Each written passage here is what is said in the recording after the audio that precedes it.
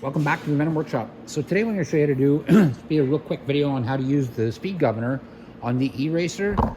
It's very easy. This is one of the easier ATVs.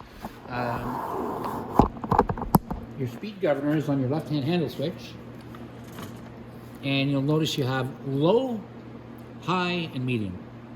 So low will bring it down to its lowest setting, the slowest, where it just kind of crawls along nice and slow.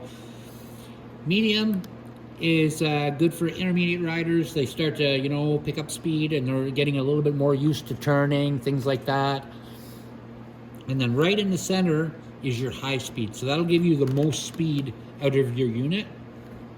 So take a look and try it. Try it yourself a few times, depending on how young your daughter or son is getting on it. Try it yourself on the low speed first, and then go to your medium and then high. I'm going to check to see if this has any sort of a charge on it. I'm going to put it up on a stand, and I'll show you how it limits the speed. So we're back with our 1,000 watt E-Racer here. I went ahead and charged the battery a bit, just so I can show you how the different speed governor works. So I'm going to turn the key on. We have it neutral. I'm going to put it forward. We're going to start it on low first.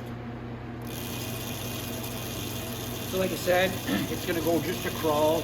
It's not going to go very fast. Then if we go to our medium, which is all the way to the left, it's going to go a little bit faster. Now if I go right to the center, which is high, it's going to go really fast. So again, you want to start them out when they're first younger, just on the crawl,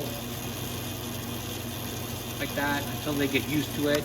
Then you can go up to the medium, again, all the way to the left, where it's a little bit faster, but not dangerous.